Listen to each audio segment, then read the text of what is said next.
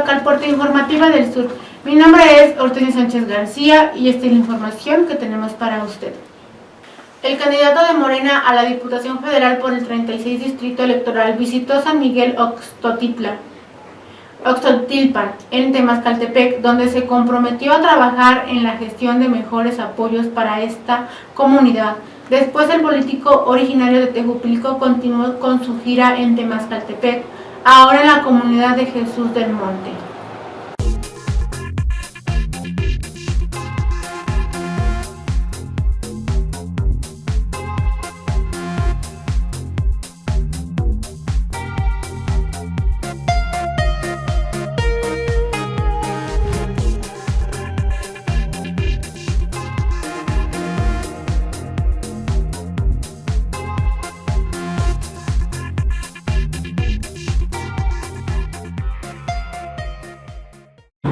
En México está sucediendo un fenómeno, no nada más aquí en Temas, en todo el sur y en todo México, en la parte del sur hacia el sureste.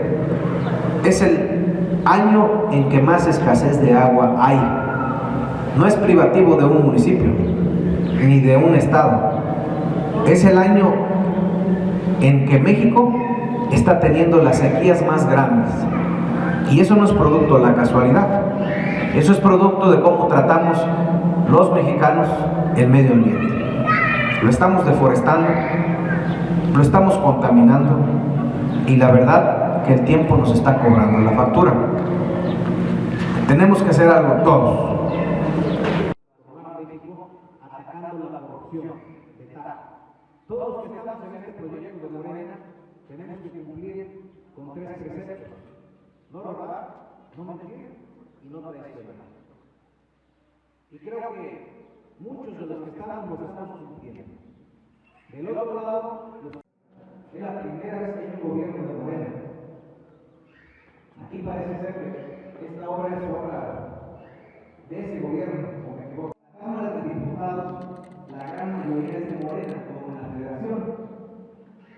Y hace un año y medio, al gobernador del estado le aprobó.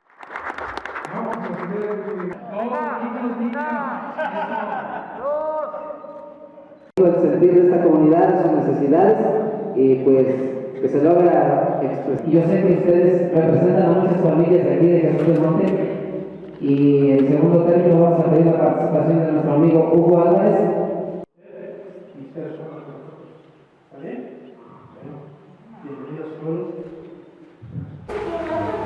Estos 16 municipios, que si los contamos todos en el distrito 36, representan el 30% o más del territorio de todo el Estado de México. Imagínense ustedes cómo está de grande el distrito. En cada municipio hay muchas delegaciones, muchas comunidades. Si hacemos un estimado, más o menos cada municipio tendrá entre 70 a 80 delegaciones o comunidades. Unas tienen muy poquitas, pero unas tienen mucho más. Entonces estamos hablando cerca de 600 a 800 comunidades en cada uno de los municipios. Ese es el trabajo de los diputados federales: aprobar políticas públicas que nos beneficien a todos. A lo mejor nosotros no vemos al diputado que anda repartiendo el programa o dando los recursos, porque no es su función. El diputado legisla, quien ejecuta es el ejecutivo.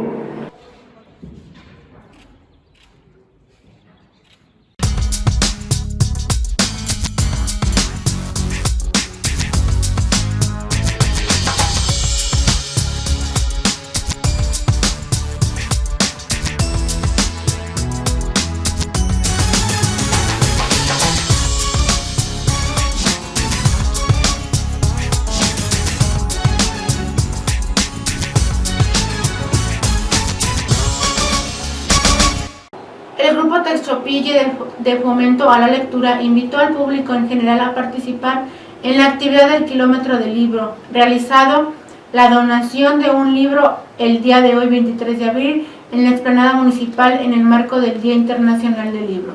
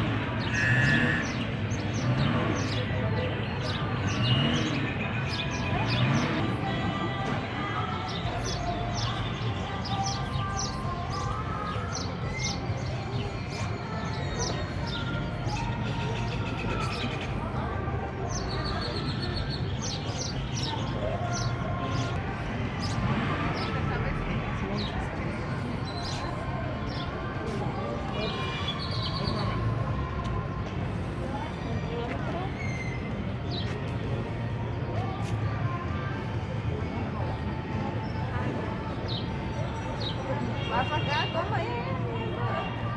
Ya salió.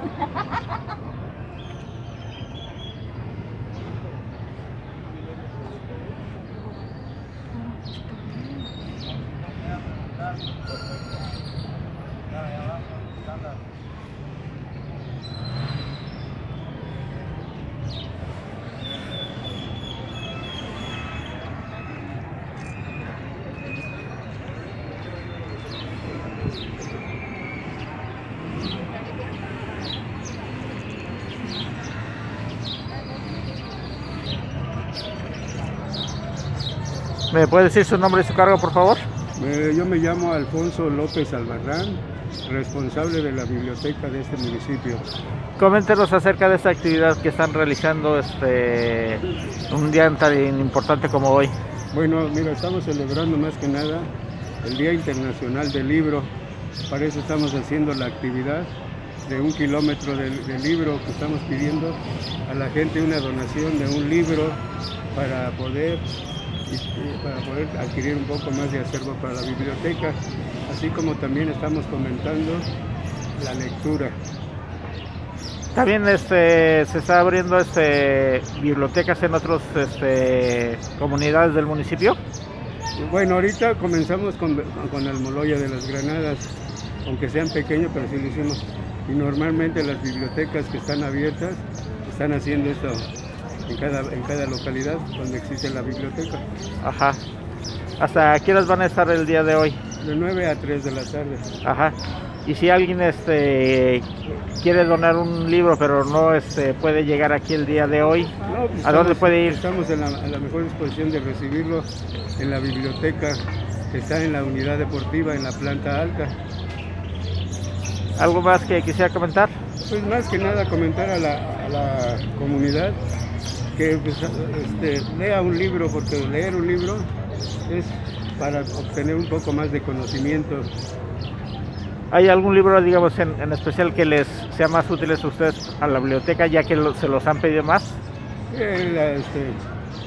La monografía de Tejupilco, Hidalgo Íntimo, Nido de Águilas y libros de filosofía. Son los que más les han pedido. Más o menos, sí, más o menos todos. ¿Enciclopedias?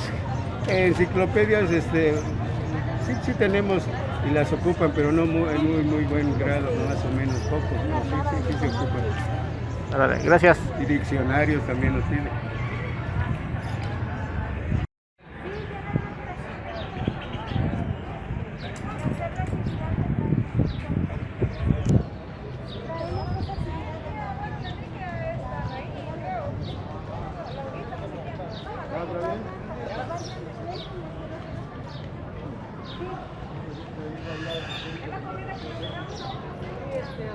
¿Van a ir a almorzar?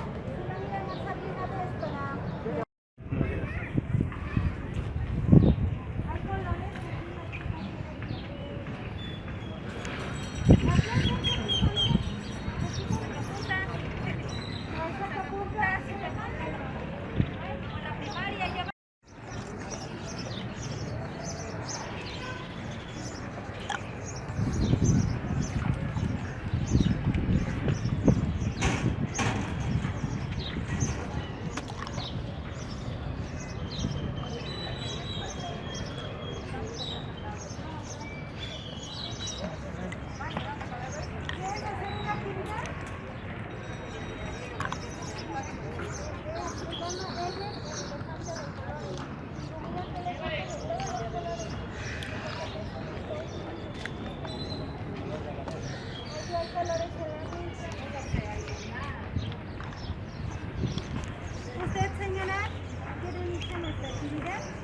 Elmer, el elefante de colores. ¿Se ayuda?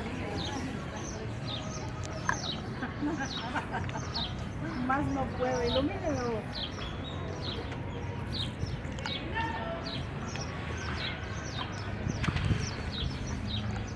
¿Me prestas el verde?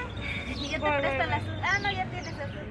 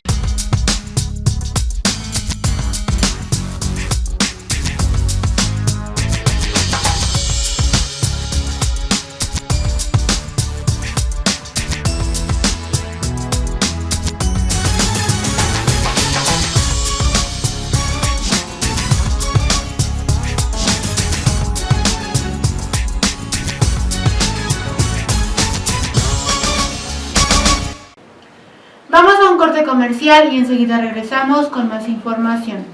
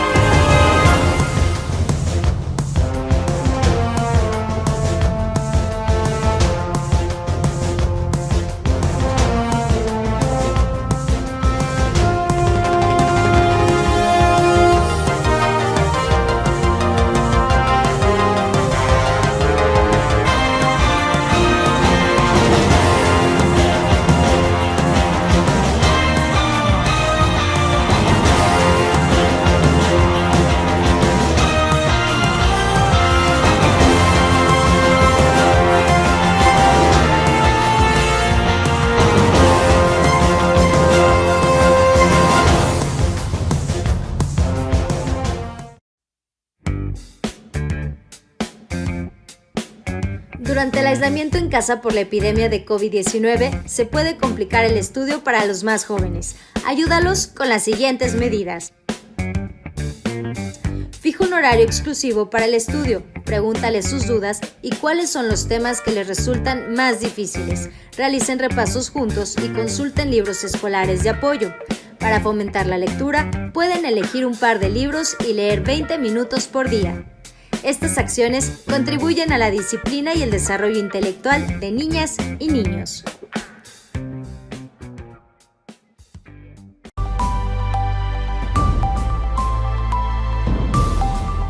El 99% de los incendios forestales son provocados por descuidos humanos.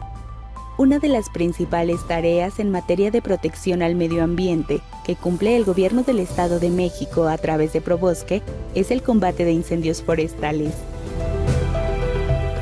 Para realizarlo oportuna y eficazmente, se cuenta con brigadas de combatientes de incendios capacitados y ubicados estratégicamente en diferentes puntos de la entidad. Como parte de las acciones preventivas, se realizan brechas cortafuego y cinturones negros. Su finalidad es remover el material natural combustible del suelo, como pasto, ramas y hojas secas, con el objetivo de impedir el avance de un incendio forestal. Quemas controladas. Se realizan en zonas con alto nivel de material natural combustible, cercanas al bosque como pastizales. El objetivo es eliminar material que pueda ocasionar un incendio forestal. Aunado a estas actividades, Probosque brinda cursos y capacitación a escuelas, ejidos, comunidades, instituciones y organizaciones del sector público y privado. Reporta incendios forestales al 911 o al teléfono rojo de Probosque 800-590-1700. Prevenir es mejor que combatir.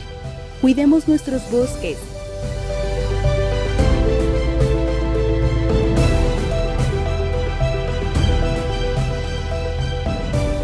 Edomex, decisiones firmes, resultados fuertes.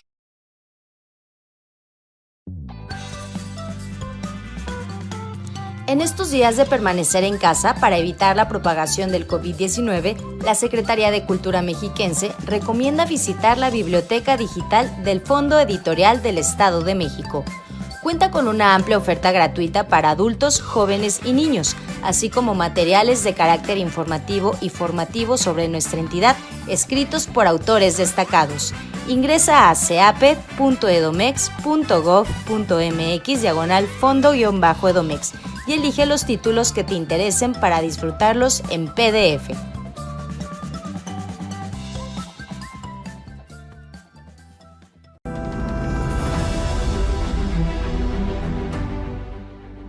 El 99% de los incendios forestales son provocados por descuidos humanos. Si visitas los bosques del Estado de México, en familia o con amigos, apaga bien tus fogatas. No quemes ni dejes basura y no tires colillas de cigarro. Reporta incendios forestales al 911 o al teléfono rojo de Probosque 800-590-1700. Prevenir es mejor que combatir. Cuidemos nuestros bosques.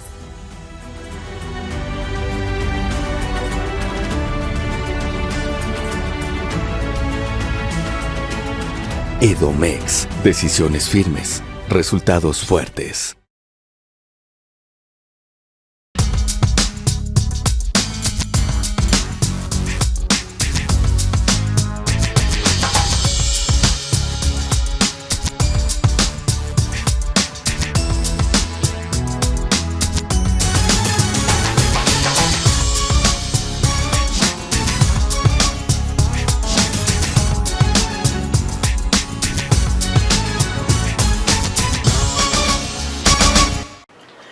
Continuar con nosotros, seguimos con la información. La Secretaría de Difusión Cultural de la UAM presenta lectura en atril, fragmento de un diario, texto de Amparo Dávila. Participa Liliana Ho, Jacqueline Golding y Beijing Sever en el marco de las actividades universitarias Abril, mes de la lectura.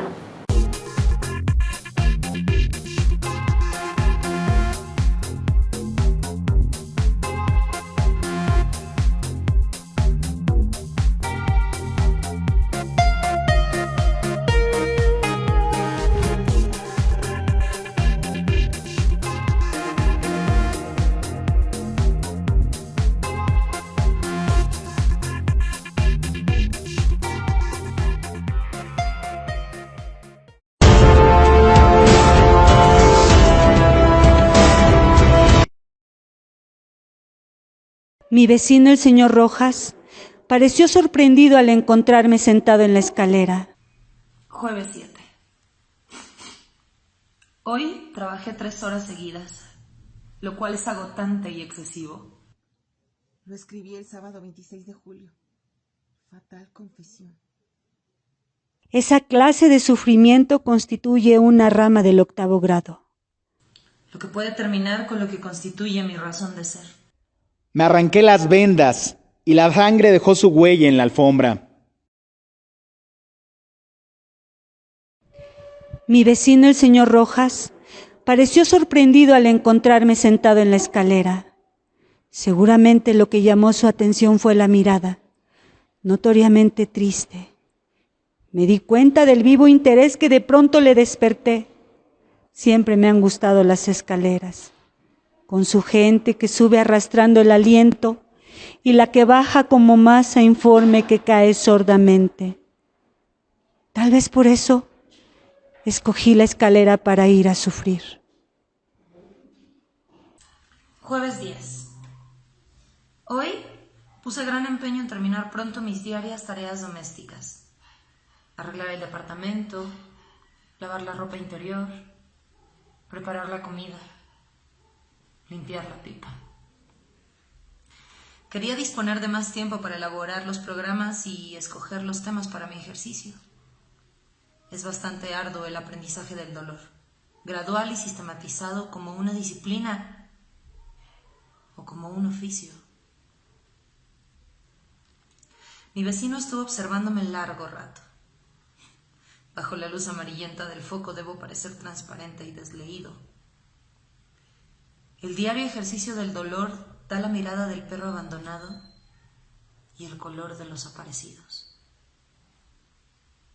De nuevo cayó sobre mí la mirada insistente y surgió la temida pregunta del señor Rojas. Inútil decirle algo. Dejé que siguiera bajando entre la duda. Yo continué con mi ejercicio. Cuando oí pasos que subían, un estremecimiento recorrió mi cuerpo. Los conocía bien. Las manos y las sienes comenzaron a sudarme. El corazón daba tumbos desesperados y la lengua parecía un pedazo de papel. Si hubiese estado de pie, me habría desplomado como un títere. Sonrió al pasar. Yo fingí que no lo veía y seguí con mi práctica. Jueves 17. Estaba justamente en el 7º grado de la escala del dolor cuando fui interrumpido cruelmente por mi constante vecino que subía acompañado de una mujer. Pasaron tan cerca de mí que sus ropas me rozaron. Quedé impregnado del perfume de la mujer, mezcla de almizcle, benjuy, viscoso, oscuro, húmedo, salvaje. Llevaba un vestido rojo muy entallado. La miré hasta que se perdieron tras la puerta del departamento. Hablaban, reían al subir las escaleras. Reían con los ojos y con las manos. Eran pasión en movimiento. Cerrados en sí mismos, ni siquiera me vieron. Y mi dolor tan puro, tan intelectual, quedó interrumpido y contaminado en su limpia esencia por una sorda comezón. Sensaciones pesadas y sombrías descendieron sobre mí. Aquella dolorosa meditación, producto de una larga y difícil disciplina, quedó frustrada y convertida en miserable vehemencia. ¡Malditos! Golpeé con mis lágrimas las huellas de sus pasos. Fue un verdadero acierto graduar el dolor, darle categoría y límite. Aun cuando hay quienes aseguran que el dolor es interminable y que nunca se agota.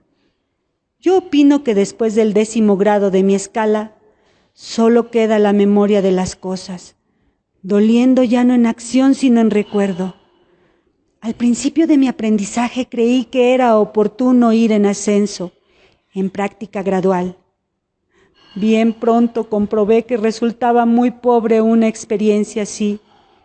El conocimiento y perfección del dolor requiere elasticidad, sabio manejo de sus categorías y matices y caprichoso ensayo de los grados. Pasar sin dificultad del 3º al 8º grado, del 4º al 1º, del segundo al séptimo, y después recorrerlos por riguroso orden ascendente y descendente. Me apena interrumpir esta interesante explicación, pero hay agua bajo mis pies. Lunes 21. A primera hora llegó el dueño del edificio. Yo aún no acababa de secar el departamento. Gritó, anoteó, dijo cosas tremendas. Acostumbrado como estoy a sufrir injusticias y maltrato, su actitud fue solo un reflejo de otras muchas. Se necesitaría de un artista auténtico para conmoverme, no de un simple aprendiz de monstruo. No le di la menor importancia. Mientras gritaba, me dediqué a cortarme las uñas con cuidado y sin prisa. Cuando terminé, el hombre lloraba. Tampoco me conmovió. Lloraba como lloran todos cuando se tiene que llorar. Si hubiera llorado como yo cuando llego a aquellas meditaciones del 7º grado de mi método que dicen...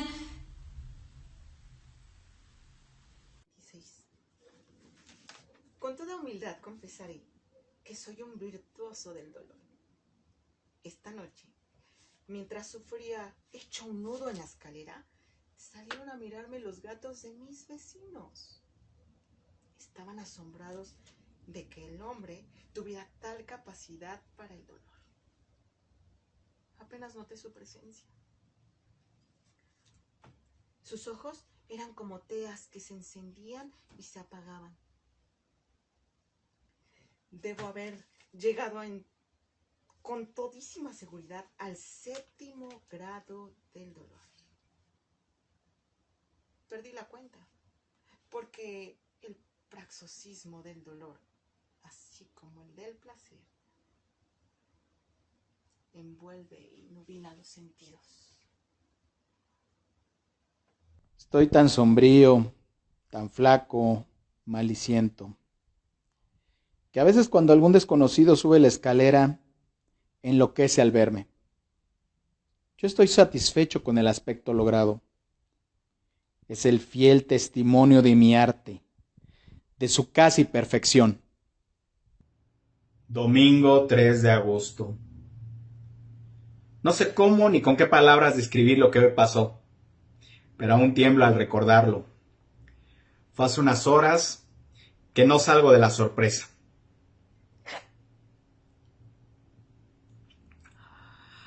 El remordimiento que tanto practico ahora cobra novedad y se ha convertido en su presa.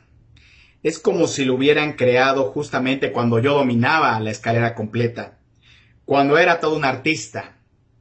He caído en un error imperdonable, fuera de oficio, inaudito y funesto. Si una sola vez hubiera dejado de practicar las disciplinas que este arte exige, diría que es una consecuencia lógica. Pero he sido observante, fiel. No sé si podré salir de esta funesta prueba. Jueves 7. Hoy trabajé 3 horas seguidas, lo cual es agotante y excesivo, en el 6º grado de mi escala, el más indicado para casos como este.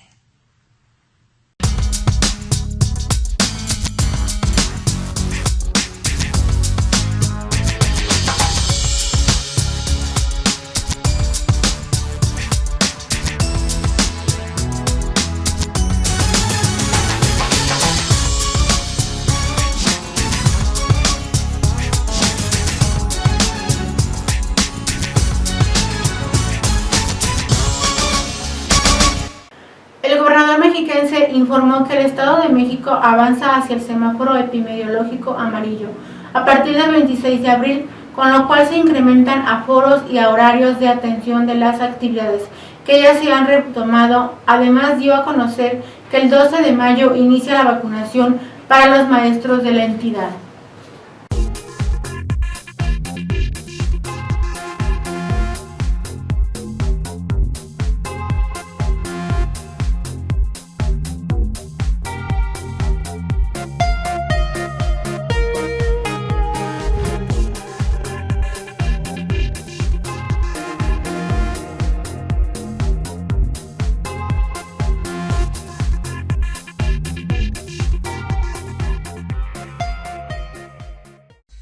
En el Estado de México hemos avanzado con la vacunación de todos nuestros adultos mayores.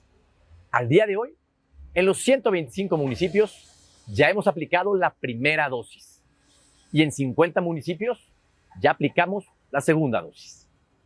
Con la vacunación del personal médico y los adultos mayores, hemos avanzado en la protección de las personas más expuestas y más vulnerables.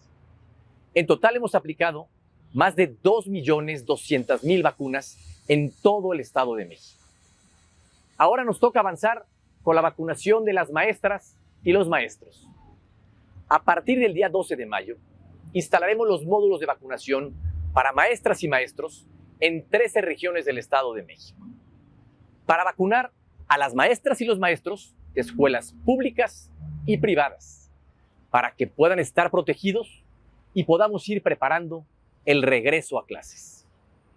Gracias al esfuerzo de todas y de todos y a los avances en la vacunación, seguimos disminuyendo el ritmo de contagios y el número de hospitalizados, lo que nos permite continuar retomando las actividades. A partir del próximo lunes, en el Estado de México, avanzamos al semáforo amarillo. Este es un paso importante y debemos de seguir siendo muy responsables. Los establecimientos que ya han sido reabiertos podrán seguir operando y podrán aumentar el aforo o el horario en sus instalaciones. Las tiendas departamentales, plazas y centros comerciales podrán mantener sus operaciones todos los días de la semana hasta las 21 horas y podrán aumentar su aforo al 50%. Los restaurantes podrán mantener sus operaciones todos los días con un aforo del 50% y podrán aumentar su horario de funcionamiento hasta las 12 de la noche. Es importante mencionar que aun cuando hemos avanzado mucho, seguimos en riesgo de contagio. El semáforo amarillo significa que aún tenemos un riesgo latente y tenemos que seguirnos cuidando. Debemos de cuidar lo que más hemos avanzado, mantener las medidas preventivas.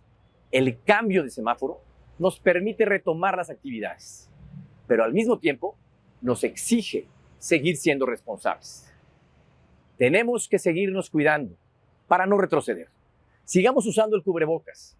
Es momento de avanzar con precaución. Es momento de seguir cuidando a nuestras familias. Es momento de seguir cuidando todos de todos.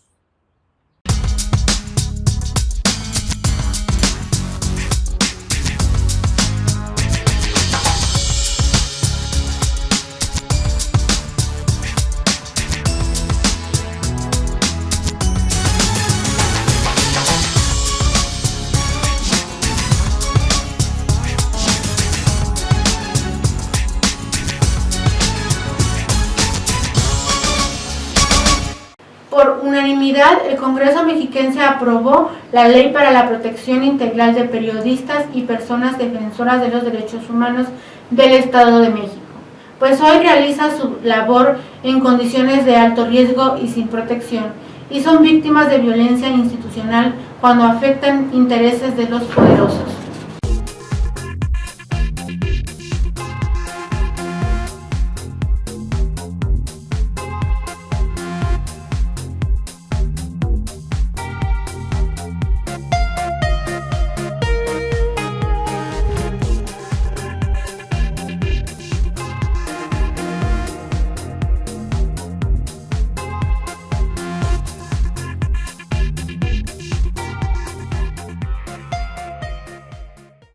El acta de la sesión anterior ha sido aprobada por unanimidad de votos, presidente. Gracias, secretario. Gracias, diputado. Con apego al punto número 2, la diputada Azucena Cisneros Cos leerá el dictamen formulado por las comisiones de Gobernación y Puntos Constitucionales y el Comité de Comunicación Social. Por favor, diputada, si es tan amable.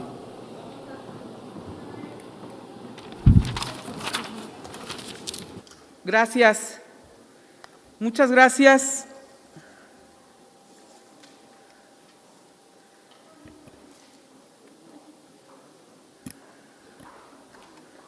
La presidencia de la 60ª legislatura, en el uso de sus atribuciones constitucionales y legales, remitió a la Comisión Legislativa de Gobernación y Puntos Constitucionales, al Comité Permanente de Comunicación Social, para su estudio y dictamen la iniciativa con proyecto de decreto por el que se expide la Ley para la Protección Integral de Personas Defensoras de Derechos Humanos y Periodistas del Estado de México, presentada por la diputada Azucena Cisneros Cos, en nombre del Grupo Parlamentario del Partido Morena. La iniciativa con proyecto de decreto por el que se expide la Ley para la Protección de Periodistas, Libertad de Expresión y Personas Defensoras de Derechos Humanos del Estado de México y se reforman y adicionan diversos ordenamientos del Estado de México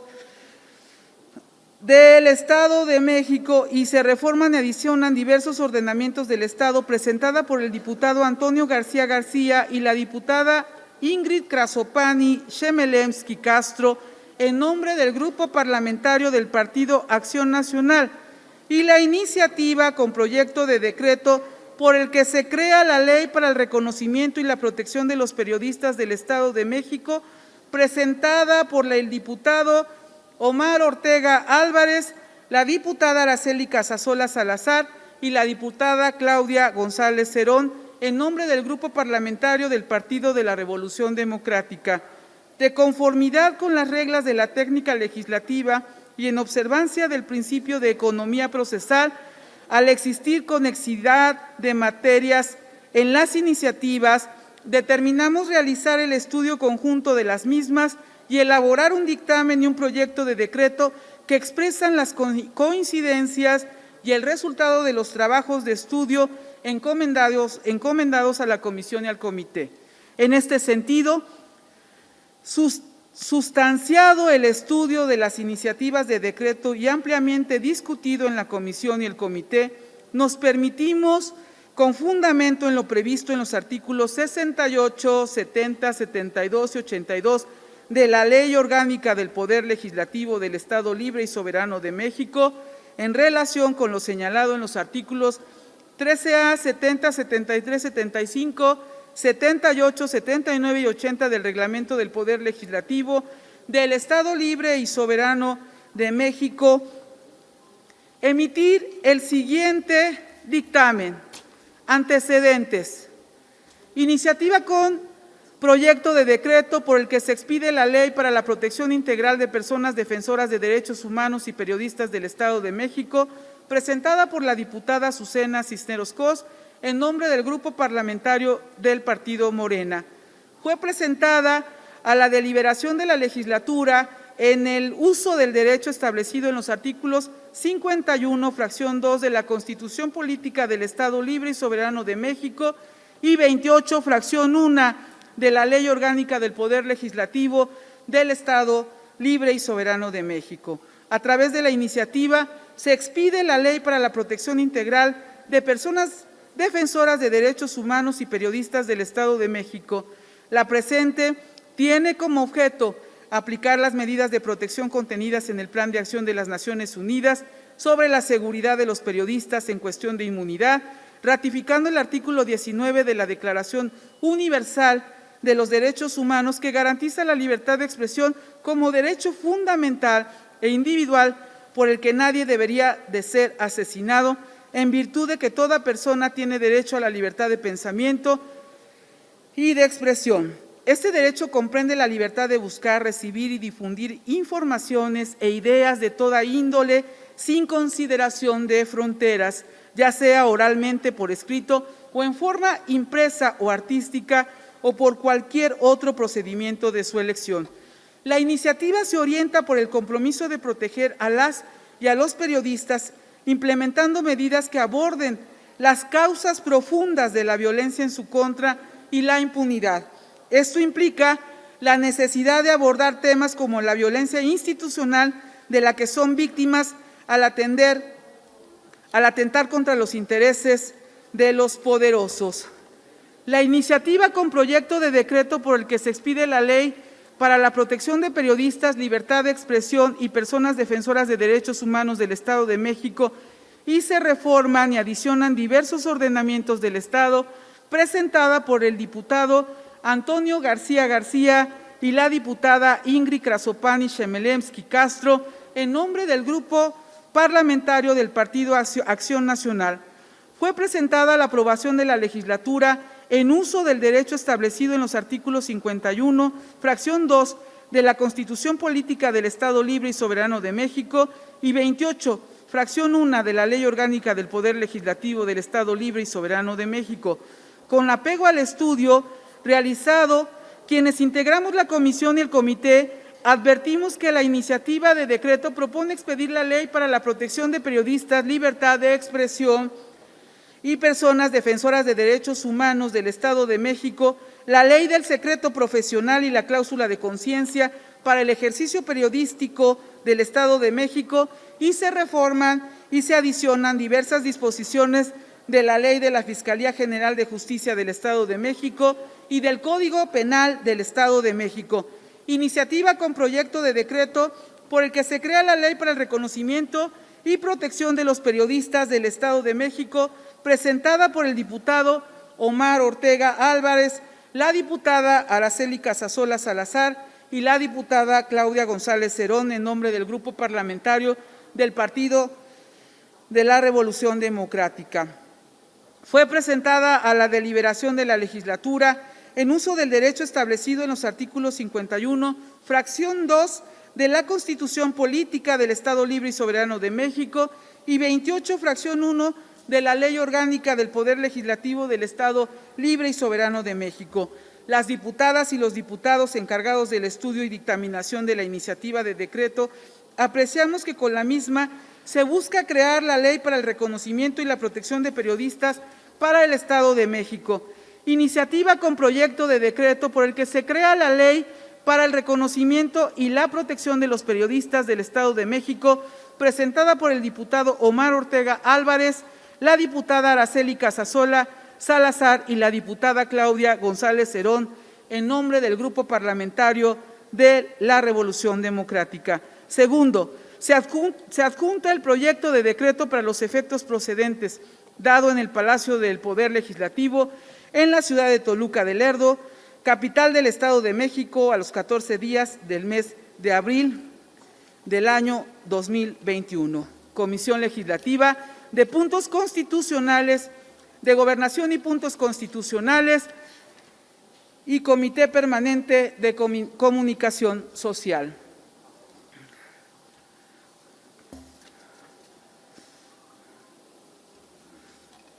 Es cuanto, no sé si pueda yo hacer mi posicionamiento o primero se aprueba.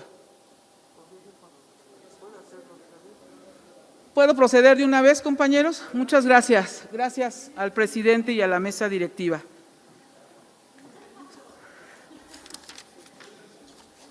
Gracias.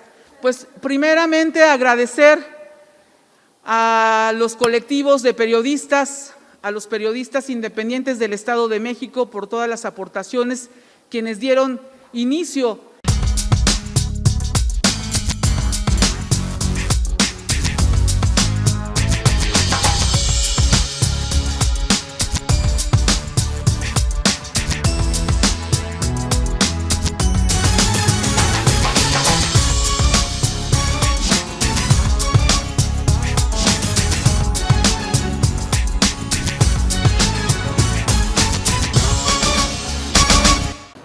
En información nacional,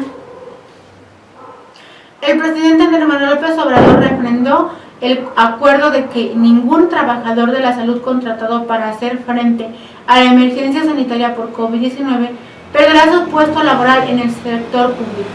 El compromiso es garantizar atención y medicamentos gratuitos para todos.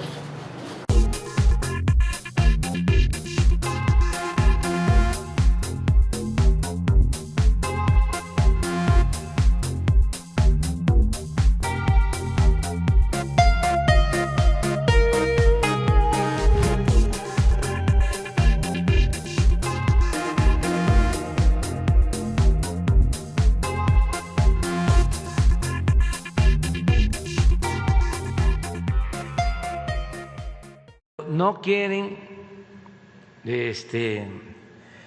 recordar de que abandonaron la educación durante el periodo neoliberal y que no tenemos por eso los médicos que necesitamos, ni los especialistas, porque durante todo el periodo neoliberal se dejó de invertir en educación,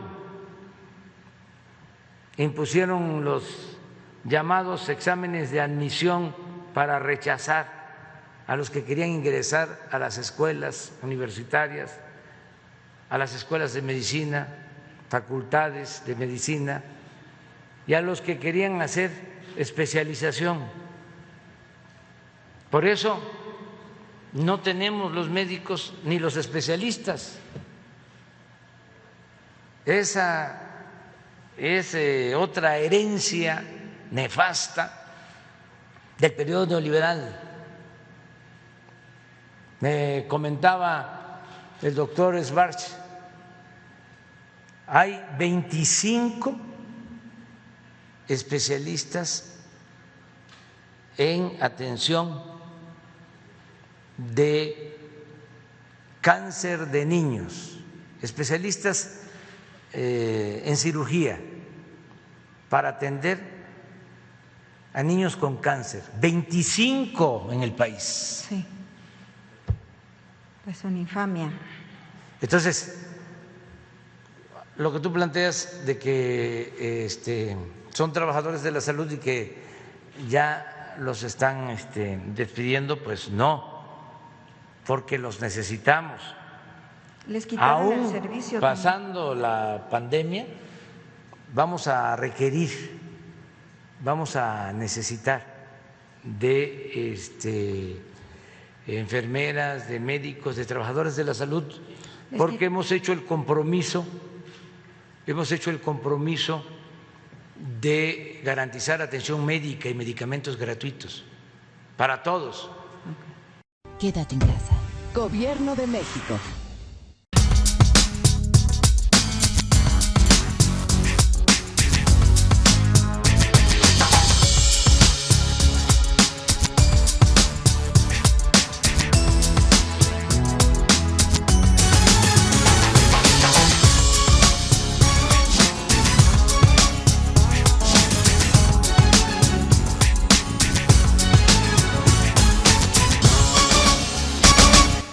Persisten los ataques a las vías de comunicación del crimen organizado.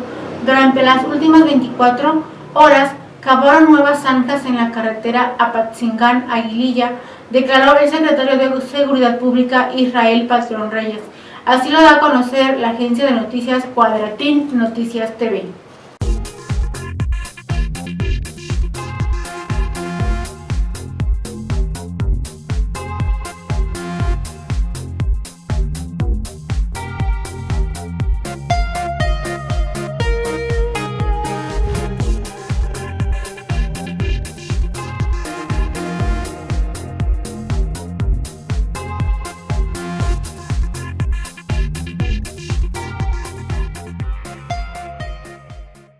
Persisten los ataques a las vías de comunicación del crimen organizado. Durante las últimas 24 horas cavaron nuevas zanjas en la carretera Apatzingán-Aguililla, declaró el secretario de Seguridad Pública Israel Patrón Reyes. En rueda de prensa, relató que durante la noche del lunes y la madrugada del martes atacaron la casa ejidal del Aguaje, donde se encontraban destacamentos y cortes carreteros en el tramo que comunica con la cabecera municipal. Decirles que en el tramo que corresponde a Apatzingán-Aguililla, a partir de una comunidad conocida como El Terrero, kilómetros adelante de esta comunidad se encuentra un puente que es conocido como el Puente de Fierros. En ese lugar, a partir de ahí se estuvieron realizando diversos cortes carreteros con un total de 7 cortes carreteros. Estos consisten en que realizaron excavaciones en la carretera con una profundidad aproximada, algunos de 2 y de 3 metros de profundidad y lo mismo de ancho, lo cual por supuesto impedía en su totalidad alguna posibilidad de circulación. De igual modo, adelante del Aguaje se tenía el corte en un puente con aproximadamente 5 metros de profundidad y 3 metros de ancho, lo cual pues era imposible realizar cualquier tráfico en esa zona. De tal forma que fueron corregidos los cortes carreteros, se rellenaron nuevamente y logramos llegar hasta el municipio de Aguililla. Cuestionado sobre la participación de corporaciones federales, expresó que hay un destacamento de la Secretaría de la Defensa Nacional. Y decirles que nuevamente en esta madrugada se supo que realizaron 2 cortes carreteros más, nuevamente los delincuentes que operan en esa zona. Decirles que desde las 6 de la mañana Policía Michoacán inició operaciones el día de hoy, están en el proceso de reparación de los cortes carreteros y ahí estaremos permanentes. Decirles pues que por ninguna razón vamos a bajar la guardia en esa zona, estaremos ahí de forma permanente hasta que se garantice en su totalidad el libre tránsito y que las gentes de la comunidad de Aguililla y de esa zona puedan recuperar los servicios que tenían y que inclusive los enfermos puedan salir de la región y que los servicios puedan llegar al lugar. Con imágenes de Leopoldo Hernández e información de Cecilia Sierra, Agencia Cuadratín.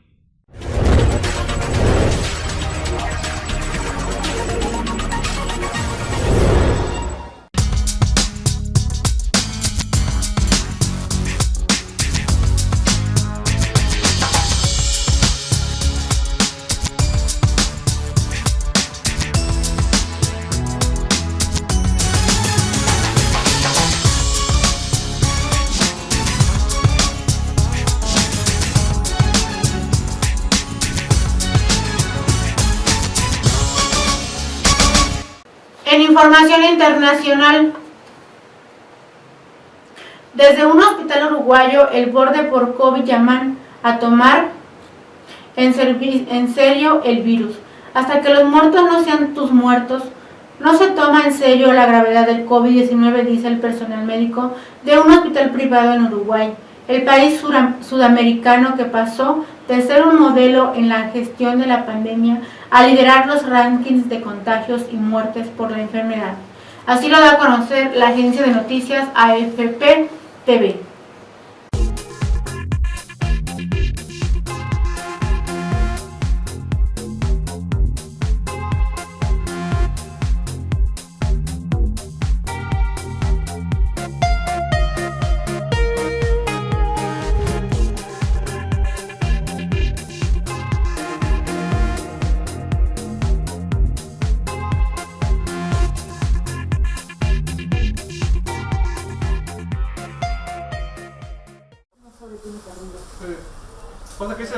En 2020, Uruguay fue considerado un modelo en el control de la crisis sanitaria, pero ahora el país sufre la mayor aceleración de muertes en América Latina.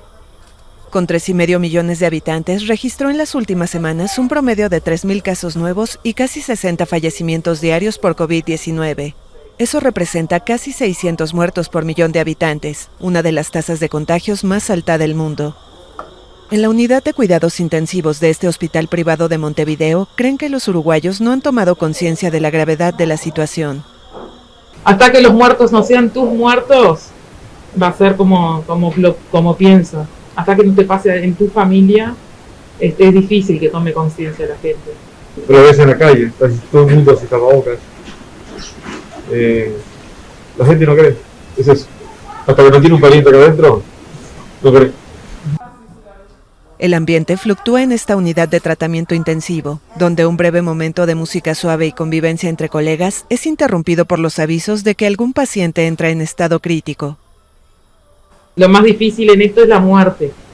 Y nosotros como que en el área intensiva no tenemos una recompensa, porque sabemos que vienen y es muy difícil verlos salir. Cuando vienen es dificilísimo. Te sale uno y se te quedan 10. Uruguay cuenta con 978 camas de terapia intensiva, de las cuales un 74% se encuentran ocupadas. 56% de ellas con pacientes con coronavirus, según la Sociedad Uruguaya de Medicina Intensiva. Aunque no se ha llegado al límite de saturación, la sociedad advierte que el concepto debe tener en cuenta la capacidad de asistencia y no solo la disponibilidad de camas. Y tenemos problemas con el tema de la medicación, de las drogas para mantener a los pacientes sedados, porque al estar acá con el tubo necesitan estar sedados.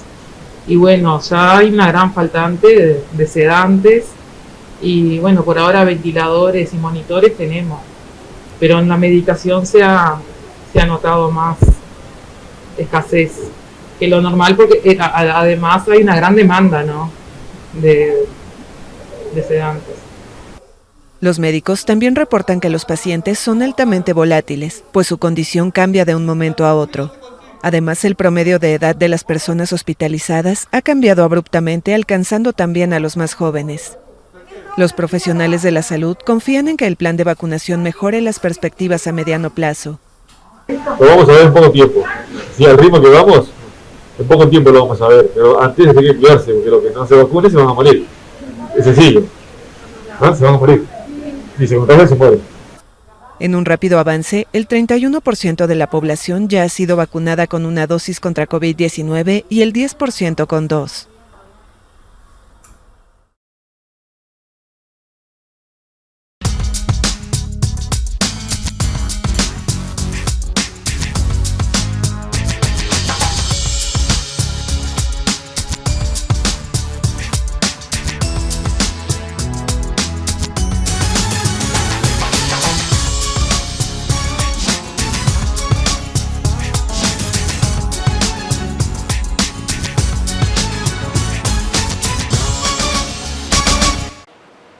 Un bosque en el parque chileno Carunquinca lucha por sobrevivir a plaga de castores. El parque Carunquinca atesora bosques de lenga, coigüe y nirre, una reserva de árboles centenarios que en el pasado se salvó de la industria maderera, pero hoy afronta la amenaza de una plaga de castores que está diezmando este pulmón único del sur de Tierra del Fuego en Chile. Así lo da a conocer la agencia de noticias AFP TV.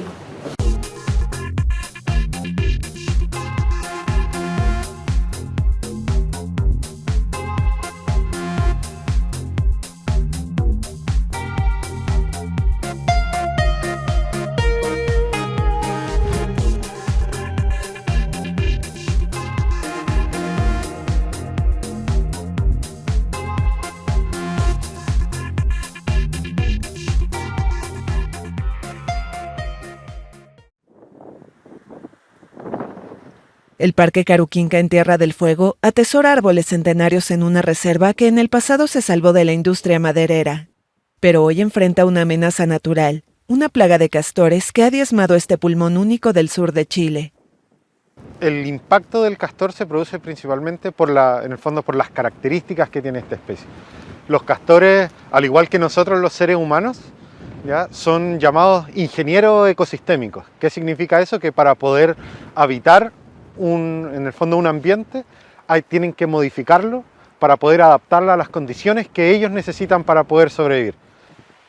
Estos roedores canadienses llegaron al extremo austral en 1946 junto con el desarrollo de la industria peletera.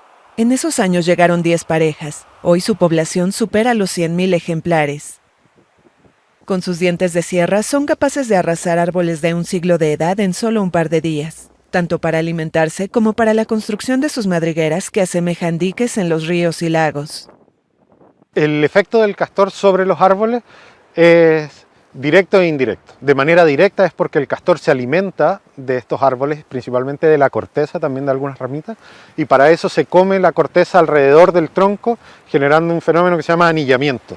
Con ese anillamiento corta el flujo de savia de los árboles y estos finalmente terminan muriendo. Bien, de manera indirecta, al inundar estas zonas de bosque, las lengas, este bosque subantártico no está adaptado a esas condiciones de humedad y finalmente terminan muriendo porque o se ahogan por el exceso de humedad o también porque caen porque el suelo tiene exceso de humedad y se suelta en el fondo.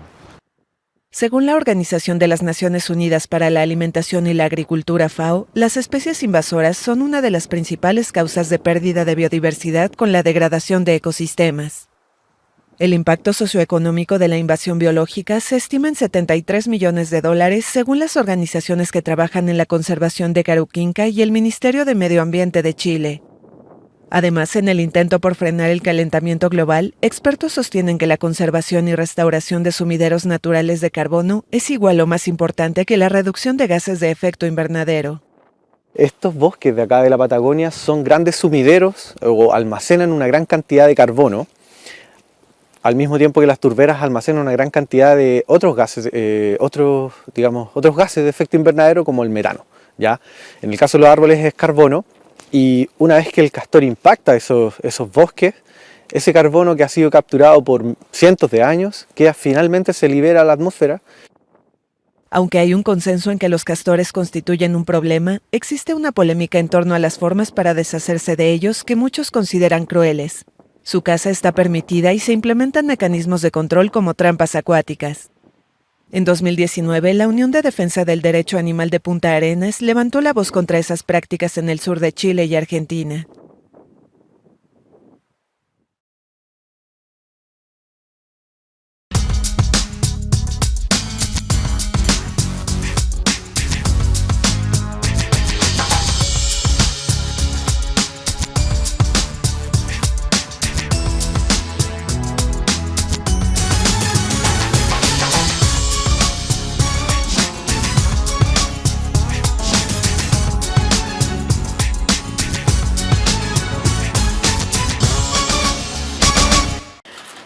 Por vernos, usted vio su noticiero local Puerto Informativa del Sur y los esperamos el próximo lunes con más información.